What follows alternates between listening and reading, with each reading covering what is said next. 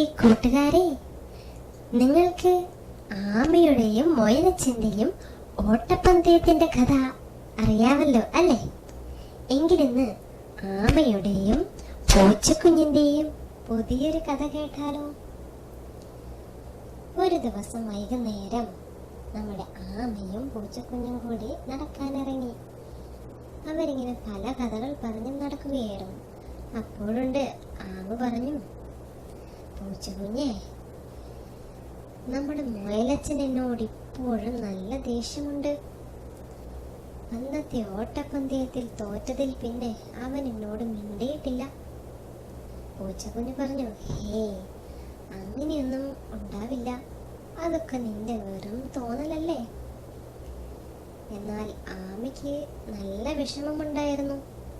ആമയുടെ വിഷമം കണ്ടപ്പം മുയലച്ചൻ പതിയെ വിഷയം മാറ്റി.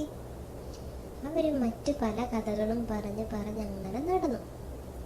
കുറച്ച് നീങ്ങിയപ്പോ പൂച്ചക്കുഞ്ഞ് ഒരു കുളം കണ്ടു. ആ കുളത്തിൽ ധാരാളം കുഞ്ഞു മീനുകൾ ഉണ്ടായിരുന്നു. പൂച്ചക്കുഞ്ഞിന് ഒരാഗ്രഹം തോന്നി. അവൻ ആമയോട് പറഞ്ഞു, ഹായ് ഹായ്, നോക്ക്, ആ കുളത്തിൽ ഒത്തിരി കുഞ്ഞു മീനുണ്ടല്ലോ. എനിക്കാണെങ്കിൽ അവയെ കുറച്ച് പിടിച്ച് തിന്നാൻ കൊതിയാവുന്നു.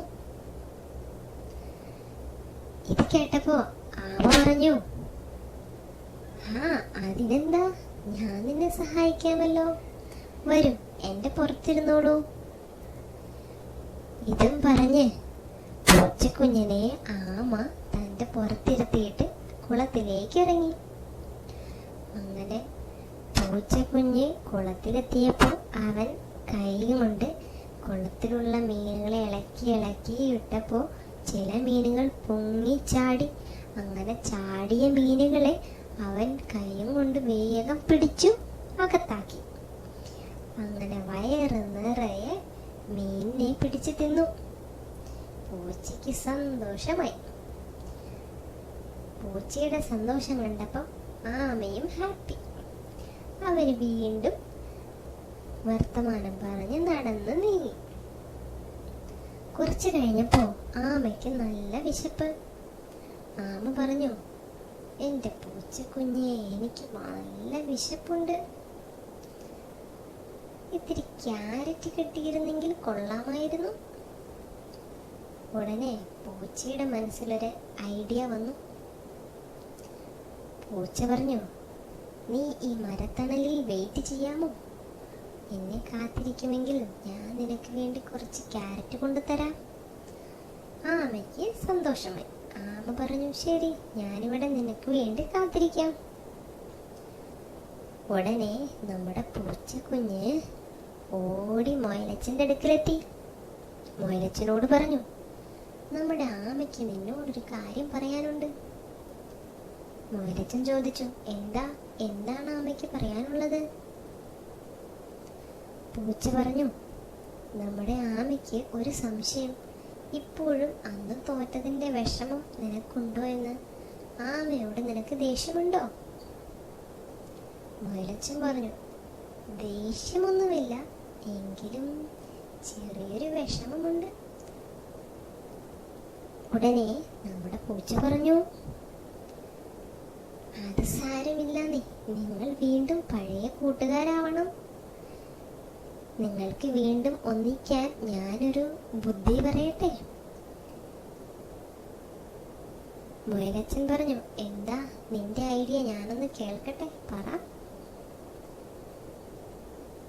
ഇത് കേട്ടപ്പം മുയലച്ചനോട് പൂച്ചക്കുഞ്ഞ് സ്വകാര്യമായി പറഞ്ഞു, നിന്റെ കയ്യിൽ കുറച്ച് ക്യാരറ്റ് ഇരിപ്പില്ലേ? നമ്മുടെ ആമച്ചാരവിടെ വിശന്ന് മരത്തണലിൽ കാത്തിരിപ്പുണ്ട്. അവന് നീ കുറച്ച് ക്യാരറ്റ് കൊടുക്കുവാണെങ്കിൽ നിങ്ങൾക്ക് തമ്മിൽ പരസ്പരം ദേഷ്യമൊന്നുമില്ലാന്ന് മനസ്സിലാക്കാനും വീണ്ടും കൂട്ടുകാരാവാനും അതൊരു അവസരമാകുമല്ലോ.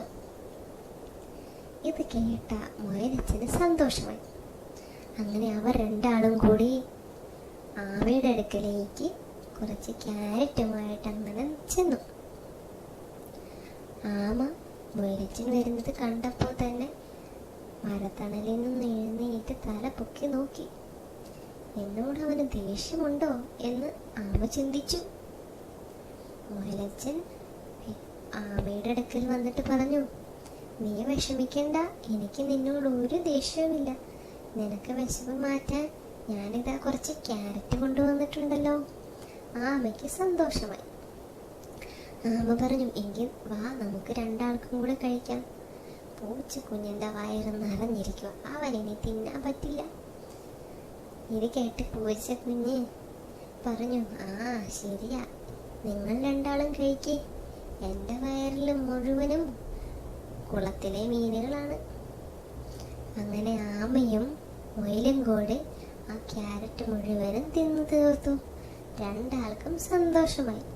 അങ്ങനെ അവർ 3 പേരും വീണ്ടും നല്ല കൂട്ടുകാരായി. നിങ്ങൾക്ക് ഈ കഥ ഇഷ്ടമായോ കൂട്ടുകാരെ? ഇനിയും ഇതുപോലുള്ള കഥകൾ കേൾക്കണോ?